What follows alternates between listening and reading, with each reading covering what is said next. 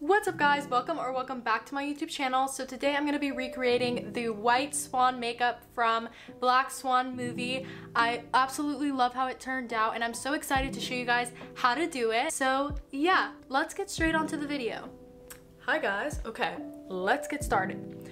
So first step, realistically, I always use baby lotion on my face before I start using my makeup. So this just makes my face soft and it is moisturized before I can like start putting makeup on. When my face is not moisturized before I start my makeup, it just really irritates me. When I try to blend in my concealer, it doesn't blend. After moisturizing, first step we're going to do is take some concealer. So this is the L'Oreal Paris concealer. I'm just going to put that concealer right here and then I put it over here. This lifts your eyes when you put it like this. And then over here, because I have this little scar, and I put it over here to even it out so I don't have one side of my face brighter than the other. Then I do my eyelids because I use this as kind of like a base for putting my actual eyeshadow. And now I just blend it. Okay. Now we are done. I know I look crazy, but trust the process. First thing that I will do is add a base of white. I'm going to start with my eyeshadow. By the way, I am using the James Charles palette. This is pretty much the main palette that I will be using today. I do this just because I just like having a base for everything. And that way, when I put my first eyeshadow on, because the first eyeshadow I'm going to be putting on is dark, and I like to have just like a little bit of eyeshadow so it like smoothly comes on my face. Now I have my white eyeshadow on my eyelids. Next thing that I'll be doing is I'm gonna be using this color. This color right here. It's like a really dark brown. This is how pigmented it is. I really like this brush. It's the Sephora brush number 18. It's really good for applying a large amount of eyeshadow at one time. Right there. We're pretty much gonna form a V shape. I'm gonna go down, and lifting up your eyebrows really helps to make sure that every little bit of your skin is covered what you want. Also, I'm looking down because I'm looking at my reference picture. Make sure to put it at the tip of the brush and then just kind of work your way through here and just simply put it. Okay, I'm gonna do that to the other eye. So simply start right here, work my way down. Don't mind the faces I'm making. Going up a little bit, making like an eyeliner look, but not really. Making sure I have as much pigmentation as possible. This looks so funny. This looks so funny, guys. I promise it will look good. Okay, next, blending brush, okay? This is what is going to save your life in the world of makeup. Blend. Pretty much, you just blend upwards. When you're blending, blend only the tip. So as you can see, I'm not like going there. I'm simply around the circle blending. Now I'm gonna go on my other, blend on the edge. Okay, so now that we have our kind of like swan look, now it's time for the sparkle and the white. So now I'm gonna take my concealer again. I'm gonna take a very fine thin brush. I'm gonna do a cut crease and I'll show you how I do it. If you're a beginner at this, be patient with yourself because I promise you everyone went through the hard part. This is not easy. So pretty much I'm simply just making this kind of like curve in it. Don't put too much.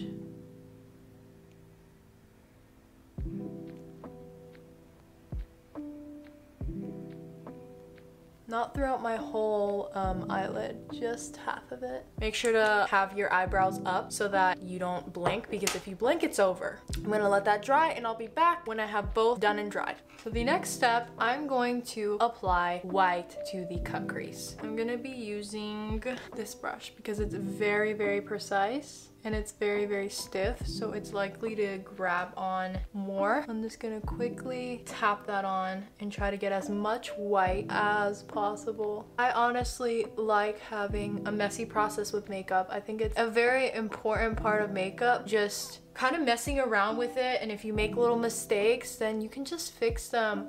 Obviously, sometimes you can't, but that looks pretty white to me. So next step is I'm going to take this brush that I used for the brown, and now I'm gonna go back in there and I'm gonna slowly blend it in like that and kind of like add a little fade effect. Slowly go up, slowly blending.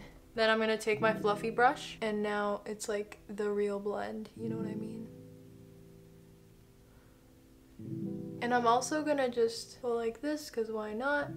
We don't really want the cut crease to be so blunt. We do want it to fade a little bit. I trust this. I think that's blended enough. So now is the glimmery shiny. So I'm going to be using this palette. This is the Revolution palette that states love conquers all. This is a really good palette because I use this as highlighter and it's literally blinding. Same with the white color, and I'm actually gonna be using that today. So pretty much what I'm gonna be doing is simply grabbing this precise brush once again. I'm gonna go like this to make sure I don't have any color, okay? And then I'm gonna go in and really like pack it on. And now we're gonna go into the white section only and go like this. This is gonna make it glimmery because this is 100% a glimmery look. I don't know if that's a word. And I am packing it on. Yeah, now I'm gonna take like a quick fluffy brush and just blend that in once again. Okay, now it is time for the top part. She has some white over here at the top. So what I'm gonna do is make sure, first of all, that I have my eyebrows brushed out because I don't want my eyebrows to get in the way. Quick little eyebrow brush and just brush them up as much as I can. Now I will be going in with just this brush. So the ones that I'm not telling you guys are ones that I actually have no idea where they're from because they're so bad, and they're not ones that you want. So I'm showing you the shape so you can reference it because the shape is good, but the actual brush is not. So pretty much I'm gonna go in with my white in the James Charles palette, and I'm just going to pack it on my underbrow.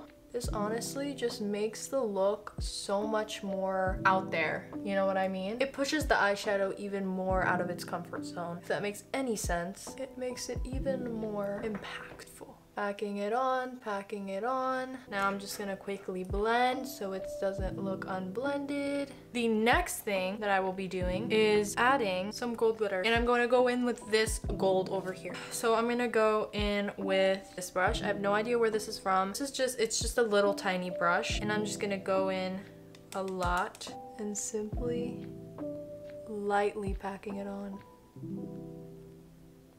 Now I will be blending it a tiny bit because blending does not hurt. And then lastly, I will be going over that with this color on the James Charles palette right here. I'm gonna go over that just because this color needs to be calmed down a little bit. Call me crazy, but I'm gonna go right in with my finger to do my inner corners.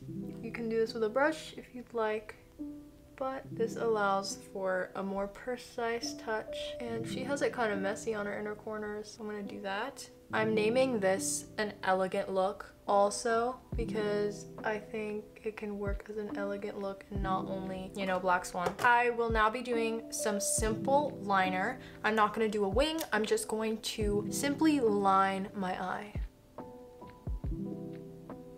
Just like that. And now I will do the other eye just like this, and I'll be back. Now I will be doing my eyebrows, so I'm just going to take this brownish color and I'm gonna lightly pack that on my eyebrows. This is just to give them color, but I also don't want them to be too blunt, and this is a very non-precise brush, so this will just lightly give it a natural look. After that, I will take this, I think it's Beverly Hills, I'm not sure, but it is an eyebrow gel along with a tinter, and I will just brush that up.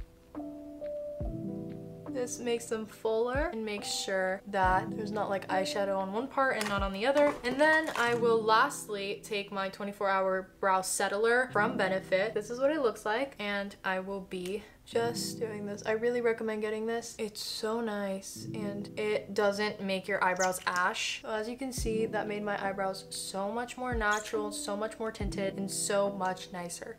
Okay, now I will be applying lashes. So I cut my eyelash in half. This is what it looks like. I will only be applying half because that is how it looks like in the picture I am referencing. So I will just, if you don't know how to put on an eyelash, you simply add glue and attach it. I will be adding mascara so it doesn't look as weird as it looks like right now and so uneven. I will be doing this to my other eye and adding some mascara.